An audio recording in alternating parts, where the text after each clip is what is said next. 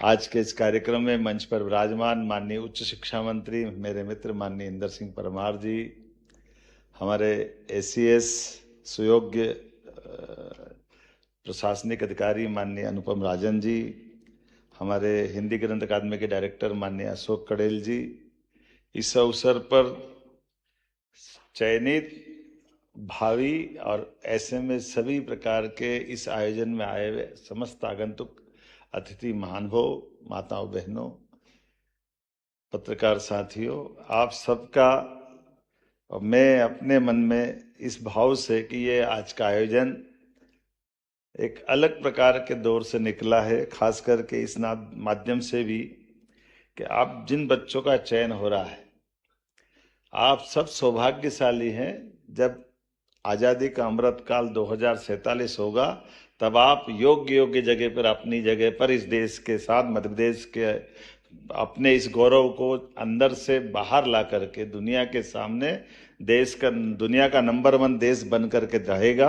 मैं आपके माध्यम से उस काल की कल्पना करके आनंदित हो रहा हूं और आप सबको भी परमात्मा की दया से, महाकाल के आशीर्वाद से धीरे धीरे जब से हमने प्रारंभ किया था, अनुपम जी, मुझे लगता है कि वो संख्या छोटी थी, अब ये मंच बड़ा होता जा रहा है। जोरदार अभिनंदन करो। 63, 61 की संख्या। ये नव संकल्प, नव सामर्थ्य, ऊर्जा का और क्षमता, योग्यता का प्लेटफॉर्म। मुझे तो लगे कि सामने बैठने वाले कम पड़ जाए, इतने यहाँ बैठे तो और आनंद आएगा। ये ऐसे बढ़ते जाए संख्या। लेकिन ये बात सही है कि हमारे बीच आज जिस परीक्षा के माध्यम से आप सब अपना अपना सिलेक्शन करा के आए हैं, एक नई जवाबदारी, नई दुनिया में आप प्रवेश कर रहे हैं। खास करके दुनिया के सबसे बड़े लोकतांत्रिक देश के अंदर ये मौका मिलना, ये बड़े सौभाग्य की बात होती। और उससे ज़्यादा और आनंद आता है जब हमारे बीच में से अक्षत भी निकलता है और ईशान भी निकलता है, हमारे लिए प्रक्षाल भी निकलता है। जब टॉप रैंक होती है, उस टॉप रैंक में भी मध्य प्रदेश के बच्चे हैं जिनने अपनी पोजीशन बनाई है। मैं आप दोनों को भी बधाई देना चाहता हूँ। ये हमारे लिए गौरव की बात है कि मध्य प्रदेश विक्रमादित्य के उस गौरवशाली अतीत को जीता है, जिसके कारण से यहाँ के बच्चों ने दुनिया में अपनी प्रतिभा से, मेधा से अपने झंडे गाड़े। और अक्षत को भी मैं बधाई देना चाहता हूँ। अक्षत, आपने भी अपनी अच्छी पोजीशन बनाई। जोरदार तालियां अक्षत के लिए भी।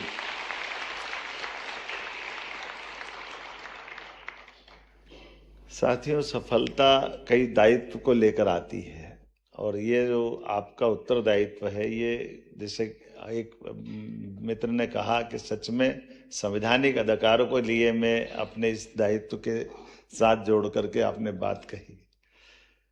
ये अलग बात है कि थोड़ा सा मैं उसी बात को दूसरे ढंग से कहता हूं कि लोकतंत्र के अंदर लोकतंत्र की खूबसूरती है। हमारा चयन हो ना हो, आपका चयन पक्का रहता है एक बार के बाद, ये पक्का।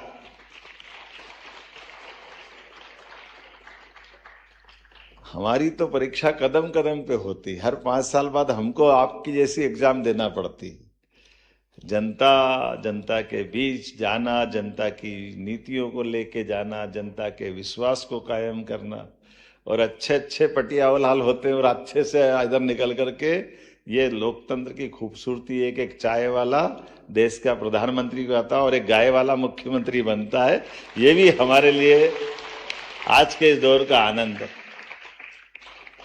ये उसी सुखानुभूति के दौर से निकलता है जब मैं सुन रहा था कि कौन कहां से आए, कोई डिंडोरी, कोई मंडला, बालाघाट, जबलपुर, कटनी, अशोकनगर, शिवपुरी, श्योपुर, इंदौर, भोपाल, ग्वालियर, जबलपुर तो है ही, लेकिन हर वो स्थान से प्रतिभा हर जगह से रास्ता बनाती और वो संभावना लेके भी आती। डिंडोरी जैसे स्थान से भी हमारा एक भाई निकल के आया।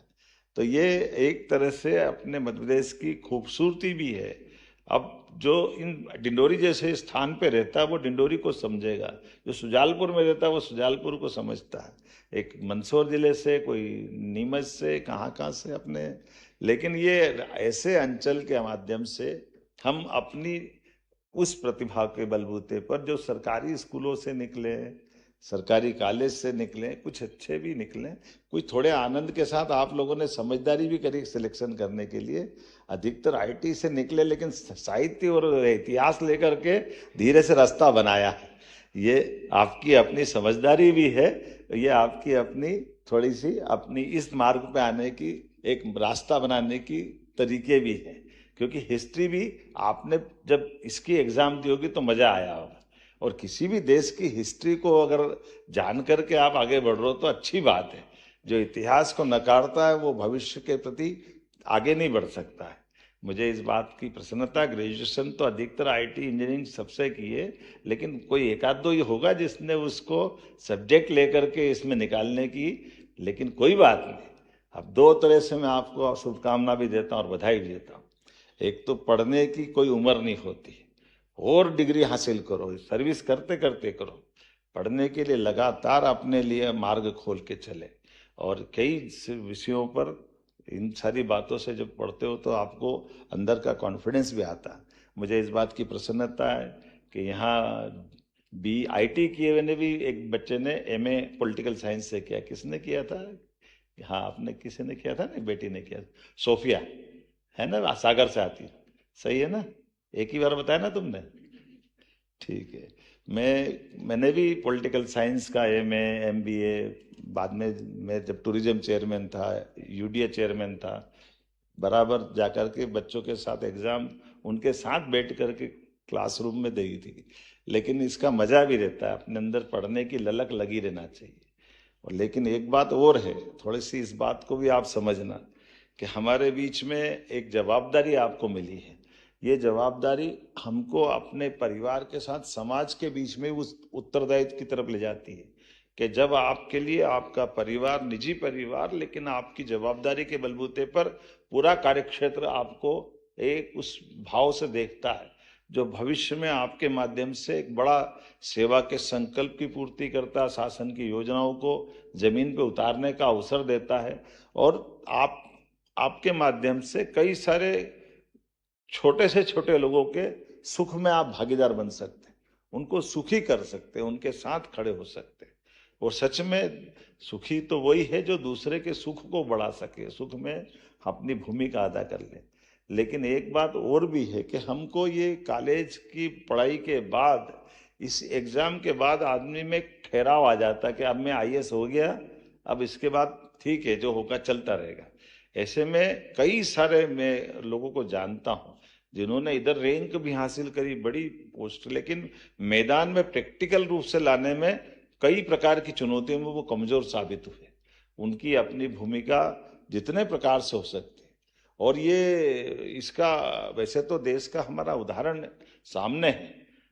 हमने नेताजी सुभाष चंद्र बोस को 1923 में आईसीएस की एग्जाम पास करके वो टॉप रैंक में आए थे, लेकिन अपना सिलेक्शन करा करके उस काल की आवश्यकता ऐसी थी जब अंग्रेजों लगता था कि वही टॉप कर सकते, वही पास हो सकते, तो भारतीय प्रतिभा ने उस समय भी इस बात को सिद्ध किया कि देखो तुम्हारी एग्जाम कितनी कठिन क्यों ना हो, हम पास कर सकते।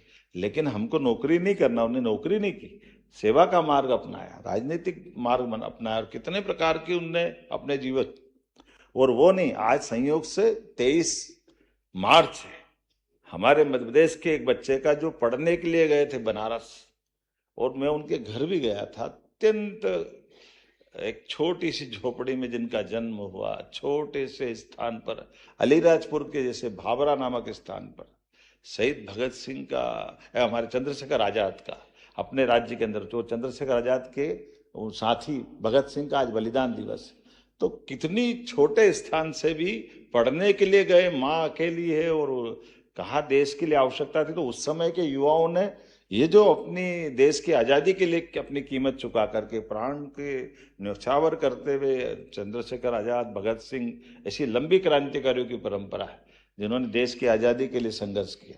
लेकिन वो उस समय बलिदान का समय था, आज देश के लिए जीने का समय है।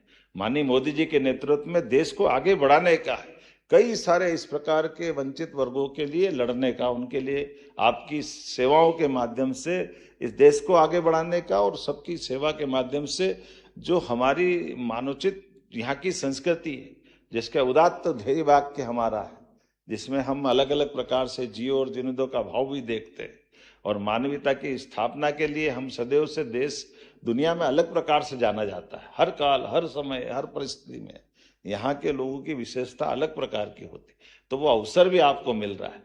मैं उम्मीद करूंगा, नहीं तो एक और मौका भी दिख रहा है आपके सामने बड़ा। मुझे मालूम है कि शायद कई सारे लोग उनके साथ के हैं। मैंने केवल नेताजी सुभाष चंद्र बोस की बात नहीं की। आज के समय में ये मौका भी है, आप चिंता मत करना। अश्विनी वैष्णव जैसे आईएएस को नौकरी मार के मंत्री भी बन सकते हो, आप चिंता मत करना। इधर आगे का चांस भी है आपको। हमारे बीच में से सब प्रकार की संभावना, तो जीवन में कहीं ठहराव नहीं।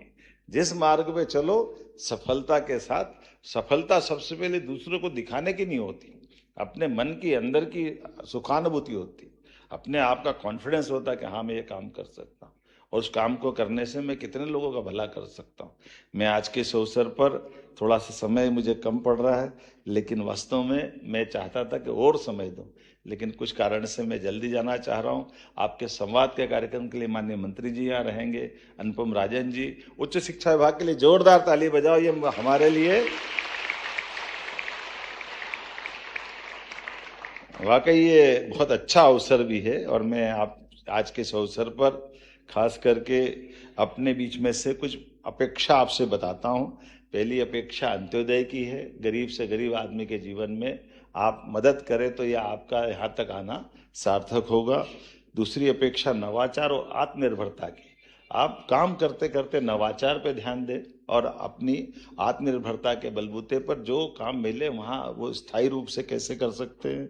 समय की सुचिता, समय भी जाए लेकिन समय का सदुपयोग हो जाए, इस दिशा में आप जरूर प्रयास करेंगे। इसी प्रकार से ईमानदारी और सत्यनिष्ठा का मार्ग कभी न छोड़े, ये अपेक्षा आपसे करता हूँ। और पांचवी, इस आत्मनिर्भर और विकसित भारत का ये जो समय चल रहा है, इसके आप शिल्पकार बने, ये अपेक्षा करते हुए मैं आपको शुभकामना देता हूँ, बधाई देता हूँ।